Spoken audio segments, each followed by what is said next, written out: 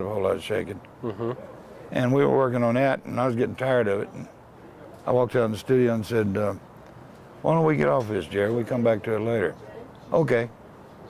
And his bass player, who happened to be his cousin, and later on became his father-in-law, said, hey, Jerry, do that song we've been doing on the road.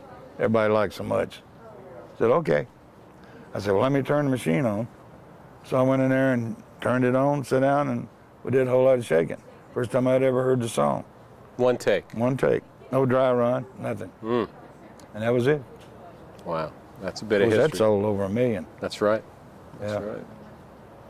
Well, you also recorded the $1 Million Quartet, which was the gospel session, and by that time... it wasn't really a session. I mean, it was a session. And remind everybody now who the $1 Million Quartet was. Well, it was Carl Perkins, Jerry Lee Lewis, Johnny Cash, and Elvis Presley. Right.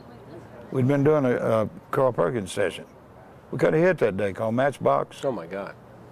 But anyway, we were just about to quit.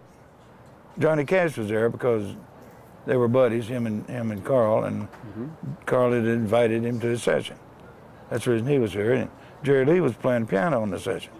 I'd talked him into that because I was trying to get work for Jerry Lee so he could stay in town. He was fresh in town, you know, he'd only been there a few weeks. I don't know if his first record was even out. I guess it probably was, just recently. But we were about to quit, and Elvis walked in with a couple of girls, and things kind of came to a halt. Sam Phillips went next door to Taylor's Restaurant. Now, by then, Elvis was off to RCA. Is that right? Yeah. Yeah, okay. But he came around there a lot. Sure. Homing instinct. You know, it wasn't his idea to go to RCA. Right. So he would drop by frequently. Good.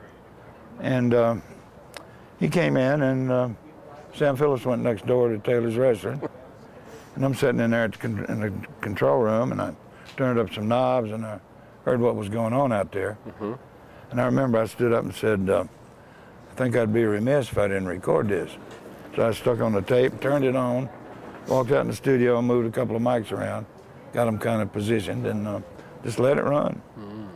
Every time the tape would be about over, I'd put another one on. So there must have been about an hour and a half of that stuff. Now, was that released on Sun? No, it never was.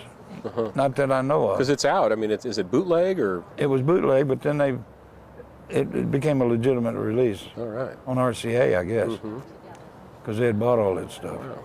Right. But it was just a afterthought, right? Yeah. You know?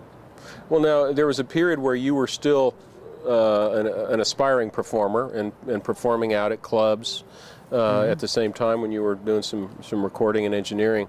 Well, this was before I did.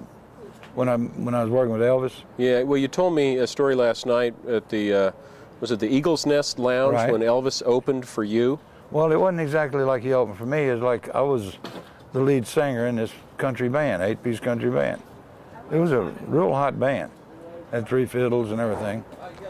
And it was Sleepy Eyed John, that disc jockey I was telling you about. It was his doings. And he was thinking that Western Swing was going to be the next thing. Of course, it wasn't. But he had this band with 3 fiddles and everything. And it was a good band. And I was a singer and MC with the band, and Elvis was like the floor show. So I would have to, he'd come up, and he'd say, Jack, give me a big introduction. Okay, I did. Because I was a big fan of his. He'd only been going about a month. Yeah. Now I was engaged to this beautiful young girl. And when I'd be up there singing, he'd be flirting with her at my table. But he didn't get her. I married her.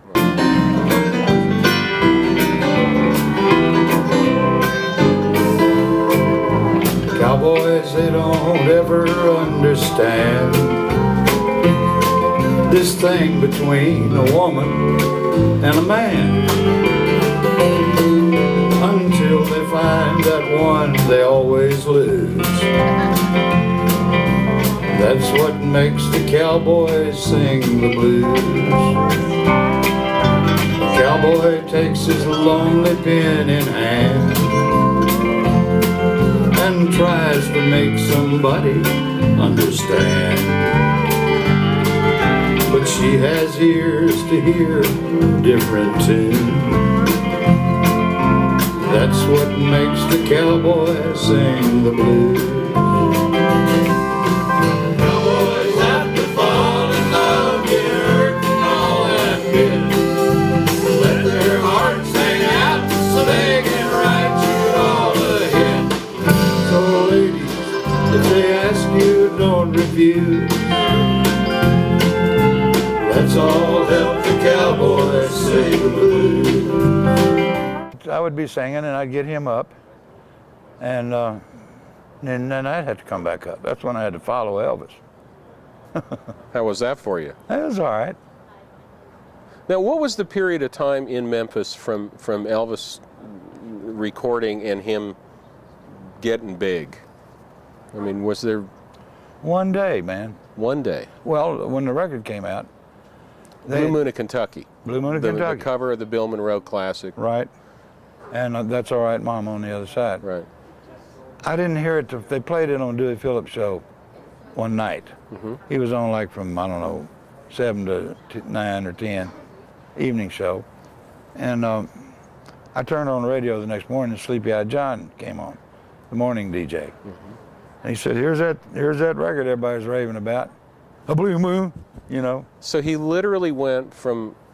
Before the day was over. An obscure performer to... Before the day was over. Everybody in town was talking about Elvis Presley. In one day? One day. Everywhere I'd go, I went out that night, I remember. Everywhere I'd go, people were talking about this Elvis Presley guy. It was immediate. I never saw anything like it. Hmm.